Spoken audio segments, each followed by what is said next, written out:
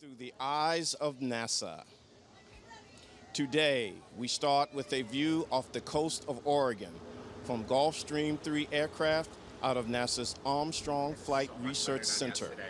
This coastline is where the eclipse will soon begin, starting on the west coast, then tracking the eclipse as it moves to the east coast. We will bring you the experience of 2017 eclipse across America. We invite you to join us for exclusive eclipse programming from coast to coast across the country. Welcome to NASA's pre-show coverage of total solar eclipse of 2017. We're coming to you live from NASA Eclipse Central at the College of Charleston in South Carolina. Over the next 4 hours, be prepared for an amazing journey through the eyes of NASA. Now, on to our pre-show hosts, Karen Fox and Sean Potter. Guys, take it away. It's sun time. Thanks, Dwayne. Thank you, Dwayne. We have a great show for you today. I can't wait. No, me can't either. Wait. Hear those bells? That means it's eclipse time, right? Welcome to NASA TV's broadcast of the 2017 solar eclipse. I am Karen Fox, NASA's communications lead for what we call heliophysics. That's the study of the sun and how it affects space. And I'm Sean Potter from NASA's Office of Communications. I'm also a certified broadcast meteorologist, so today I'll also be tracking our eclipse weather for you. And as you can see, we are at the College of Charleston in South Carolina at NASA Eclipse Central. From right here, starting at 1 p.m., we will be tracking and covering today's big event, Eclipse 2017. Today, millions of people across the United States will witness a spectacular event, a total solar eclipse. As the moon crosses the face of our sun, we're going to be bringing you real-time, breathtaking images in locations across the country. NASA TV has cameras, telescopes, balloons, aircraft, and even spacecraft standing by to bring you views of this natural phenomenon. So get ready to look through the eyes of NASA.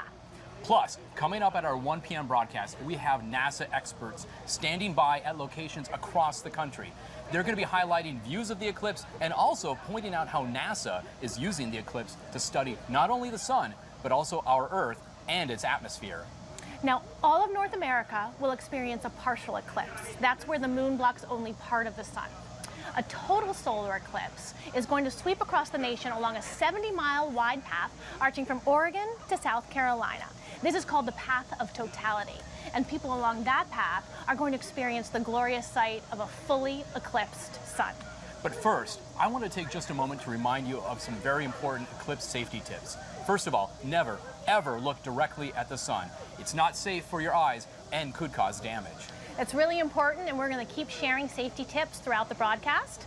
But for now, let's take a look at today's weather. That's great. Okay, so what we're going to do right now is we're going to show you an image from the GOES-16 satellite. This is the latest and greatest weather satellite that NASA built and launched for our partners at NOAA, the National Oceanic and Atmospheric Administration, just last year, and it's going to revolutionize weather forecasts. And you can see it's a very detailed picture of cloud cover across the country. And actually, for the path of totality, which remember stretches from Oregon across the midsection through Nebraska and Missouri into parts of Kentucky and Tennessee, and then exiting the U.S. here in Charleston, looks pretty good except for the midsection of the country. Maybe Nebraska and parts of Missouri might see some cloud cover, and then as you get here toward the coast in Charleston, as we look up, we do see some clouds, so we'll keep an eye on that and have more for you later in the broadcast.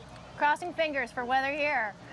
An eclipse is something called a transit. A transit is when one celestial body appears to move across the face of another celestial body.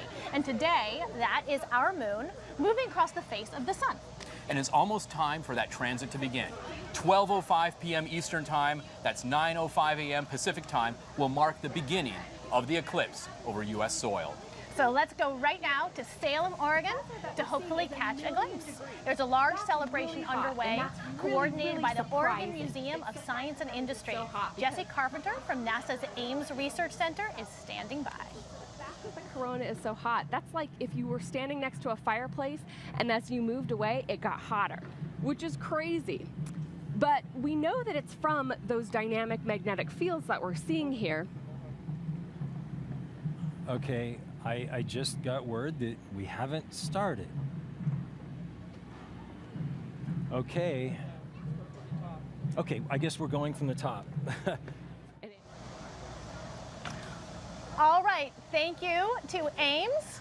Thanks, Jesse. And so we begin our eclipse coverage. Also coming to us from Oregon is this stunning image from a telescope located in the town of Madras. In partnership with NASA, the Exploratorium is providing telescope feeds available as a live stream. This makes spectacular views available to everyone. Now, the Exploratorium is a public learning laboratory that explores the world through science, art, and human perception.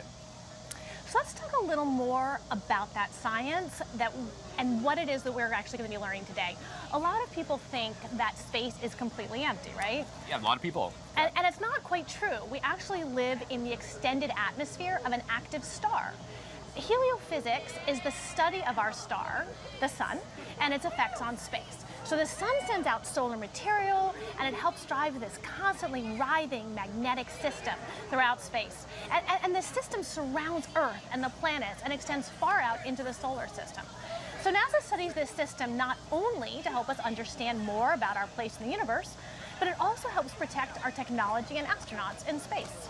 So now let's go to Carbondale, Illinois, where NASA Edge is standing by to tell us more. Actually, we're going to stay right here at Eclipse Central in Charleston.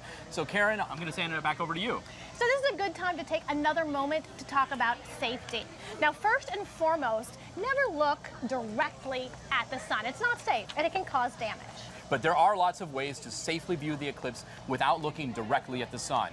Be sure to visit eclipse2017.nasa.gov for detailed instructions and advice. Now, you may have seen these eclipse glasses, right?